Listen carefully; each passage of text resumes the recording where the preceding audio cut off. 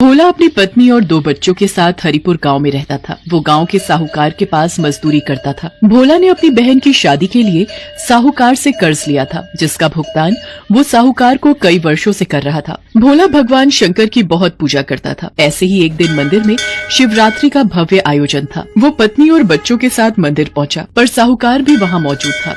मंदिर में दर्शन करने के लिए पुण्य करने पड़ते हैं, तो जैसे कंगाल के पास ऐसा क्या है भगवान शंकर को देने के लिए? बता, कोई दान दक्षिणा या कोई चढ़ावा? भोला उदास मन से पत्नी और बच्चों को लेकर वापस घर की ओर चल पड़ता है। तभी कुछ खाने को दे दो, बड़ी जोरों की भूख लगी है। भैया, ये आटे का हलवा है, अगर ये खाओ तो। हाँ, मुझे आटे का हलवा दे दो, भूख में तो प्रसाद और भी स्वादिष्ट लगता है। क्या नाम है तुम्हारा? मेरा नाम शिवा है। मैं काम की तलाश में हूँ। क्या आप मुझे कोई काम दे सकते हो? मैं कुछ भी कर लूंगा। पर मैं तो खुद एक गरीब मजदूर हूँ, गांव के साहूकार के पास मजदूरी करता हूँ। मैं तुम्हें भला क्या काम दूंगा?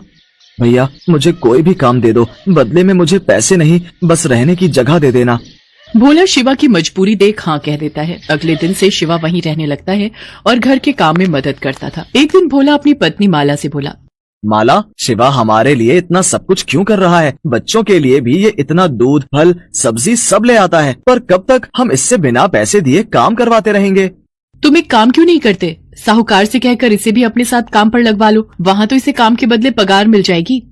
भोला को माला की बात सही लगी। वो शिवा को लेकर साहूकार के पास जाता है और काम दिलवा देता है। शिवा भोला के साथ अब खेतों पर भी काम करने जाने लगा। साहूकार शिवा को जो भी पगार देता, वो पैसे शिवा भोला को जोड़ने के लिए रखवा देता था। भोला कई बार शिवा से कहता कि वो अपने पैसे वापस ले ले, परंतु शिवा उसे कहता कि जब वक्त आएगा ये पैसे तभी काम आएंगे। एक दिन साहूकार भोला और शिवा को किसी काम से दूसरे गाँव भेजता है। रास्ते में रात हो जाती है। जंगल का रास्ता था। तभी एक शेर के दहाड़ने की आवाज आती है। भोला घबरा जाता है। भोला भैया, आप तो भगवान शंकर के परम भक्त हो, तो डर कैसा? और जब भक्त मुसीबत में हो तो भगवान को भी सहायता के लिए आना ही पड़ता है। आप उस पेड़ के ऊपर चढ़कर बैठ जाओ, बाकी सब मैं देख लूंगा। शिवा, मैं तुम्हें अकेला छोड़कर कैसे पेड़ पर चढ़कर बैठ जाऊं? ये भी तो सही बात नहीं है। भोला भैया, आप निश्चिंत रहो, मुझे कुछ नहीं होगा। भोला जैसे ही पेड़ पर चढ़ने के लिए मुड़ता है, वो देखता है कि शेर उसके सामने खड़ा है। भोला शेर को अपने सामने देख डर जाता है और आंखें बंद करके ओम नमः शिवाय का जाप करने लगता है। शिवा भोला के आगे आ जाता है। शेर शिवा को थोड़ी देर तक देखता रहता है और बिना कुछ कहे जंगल की ओर चला जाता है। भोला और शिवा दोनों घर आ जाते हैं। भोला पूरी रात उस घटना को याद करता रहता है। अगली सुबह जब वो सोकर उठता है तो शिवा घर पर नहीं था। भोला आसपास में पूछता है, पर शिवा का कहीं भी पता नहीं था। वो साहूकार से जाकर पूछता है, वो तो सुबह ही मेरे पास आया और मेरे से बोला कि अमरनाथ यात्रा पर निकलना है, इसलिए वो अपना हिसाब कर गया। भोला घर आता है और सारी बात माला को बताता है। माला भी सुनकर बहुत हैरान होती है कि अचानक बिना बताए शिवा अमरनाथ की इतनी लंबी यात्रा पर कैसे निकल गया। भोला को कुछ समझ नहीं आ रहा था। उसी रात को सपने में भगवान शंकर भोला को दिखाई देते हैं। भोला, उठो, तुमने मुझे पहचाना नहीं? मैं ही तुम्हारा शिवा हूँ, जिसके बारे में तुम चिंता कर रहे हो। भगवान शंकर, आप ही शिवा हो? मैंने आपको पहचाना नहीं। ये कैसी भूल हो गई महादेव, मुझे माफ कर दीजिए। मैंने आपकी सेवा नहीं की, बल्कि आपसे सेवा करवाई। आप मुझे छोड़कर क्यों चले गए प्रभु? हे महादेव, लौट आओ मेरे पास। भोला, अब तुम मेरे पास अमरनाथ यात्रा करके आओगे। मैं अमरनाथ में ही तुम्हें अपने दर्शन दूंगा। इतना कहकर भगवान भोलेनाथ अंतर्ध्यान हो गए। अगले दिन भोला ने सारी बात माला को बताई, पर भोला इसी चिंता में था कि अमरनाथ की यात्रा के लिए उसके पास पैसे कहाँ से आएंगे। तभी माला उससे बोली, सुनो, आपको याद है ना, शिवा हमारे पास पैसे जोड़ता था। इसका मतलब महादेव ने स्वयं हमारी अमरनाथ यात्रा की व्यवस्था कर दी। आपकी जय हो बाबा बर्फानी। जय भोला भंडारी, आपकी जय हो। माला, हमारे शिव शंकर ने हमें अपने धाम बुलाया है, अमरनाथ बुलाया है। भोला उन रुपयों से अपनी अमरनाथ यात्रा पर जाने की तैयारी करता है और साहूकार के पास कुछ दिन की छुट्टी मांगने जाता है। छुट्टी तो तू ले ले, वो तो तेरे पैसे मैं उतने दिन के काट ही लूंगा।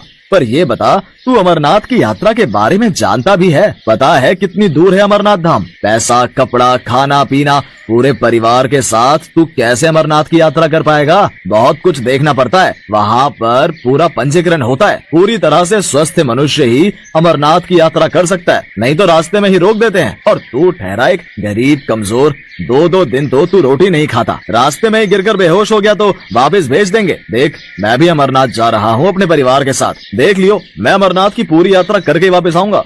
भोला अपने परिवार के साथ अमरनाथ की यात्रा के लिए निकल पड़ता है। उधर साहूकार को भी अपने परिवार को लेकर अमरनाथ की यात्रा के लिए जम्मू निकलना था, पर किस्मत को शायद कुछ और ही मंजूर था। 75 वर्ष से ज्यादा उम्र होने की वजह से साहूकार के पंजीकरण को स्थगित कर दिया गया। साहूकार ने मन में सोचा, भगवान शंकर ने शायद मुझे सबक दिया है कि उनकी यात्रा के लिए कोई गरीब या अमीर नहीं होता। वो जिस पर कृपा करते हैं वही उनके दर्शन कर पाता है। शायद भोला उनका मेरे से भी ज्यादा बड़ा सेवक है, इसलिए उसे अमरनाथ यात्रा पर जाने का शुभ अवसर प्राप्त हुआ। मैं ये क्यों नहीं समझ पाया कि भगवान तो प्रेम के भूखे हैं। उन्हें धन दौलत बड़े बड़े पकवानों से कोई मतलब नहीं। उन्हें कोई एक सूखी रोटी भी खिला दे तो उसमें भी प्रसन्न हो जाते हैं। शिव शंकर मुझे माफ कर दो, मैंने उस गरीब मजदूर की गरीबी का हमेशा फायदा उठाया। बस एक बार भोला यात्रा से वापस आ जाए, फिर मैं खुद उससे माफी मांगूंगा।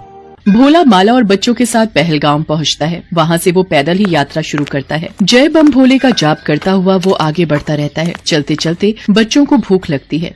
रुको तुम लोग, यहाँ इस पत्थर पर बैठो, मैं किसी से पूछता हूँ। सुनिए भैया जी, यहाँ खाने के लिए कोई सुविधा मिल जाएगी?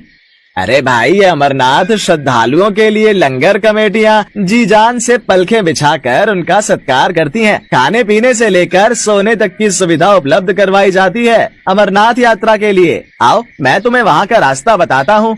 भोला ने अपनी यात्रा को भगवान भोलेनाथ के भरोसे शुरू किया था और उसे पता था कि वही उसकी ये यात्रा पूरी करवाएंगे। व्यक्ति भोला को लेकर जब लंगर कमेटी के पास पहुंचता है, भोला ने देखा अमरनाथ यात्रा में लोग जगह जगह खाने पीने और सोने की सुख सुविधाएं दे रहे हैं। अमीर भक्त इस कार्य में दान दक्षिणा देकर अपना योगदान देते हैं।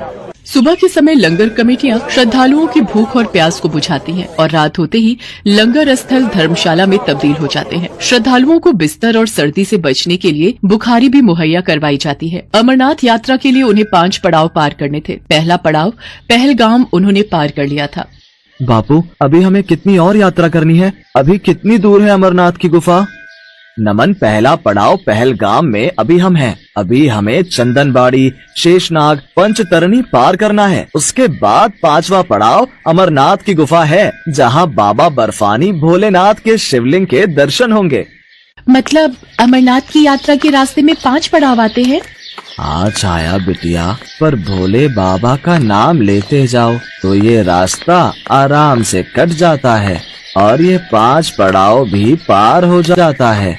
रास्ते भर अलग अलग पड़ावों पर रुकते हुए आखिर भोला और उसका परिवार अमरनाथ की गुफा पर पहुंचता है। पूरा परिवार इतने सुंदर दृश्य को देखकर खुशी से झूम उठता है। तुम्हें पता है माला, अमरनाथ को तीर्थों का तीर्थ कहा जाता है क्योंकि यहीं पर भगवान शिव ने माँ पार्वती को अमरत्व का रहस्य बताया था। बापू, वो देखो कबूतर। तुम्हें पता है छाया, ये कबूतर का जोड़ा बहुत ही किस्मत वालों को दिखाई देता है, जैसे तुमने देखा। सब मिलकर अमरनाथ बर्फानी शिवलिंग के दर्शन करते हैं। भोला हमेशा याद बनकर रहने वाली अनमोल दृश्यों वाली अमरनाथ यात्रा करके खुशी खुशी गांव वापस आ जाता है। साहूकार भोला से अपनी गलतियों के लिए माफी मांगता है और उसे अच्छी पगार देने लगता है। दिल से भगवान शंकर के आशीर्वाद से भोला की जिंदगी में खुशियाँ आ जाती हैं।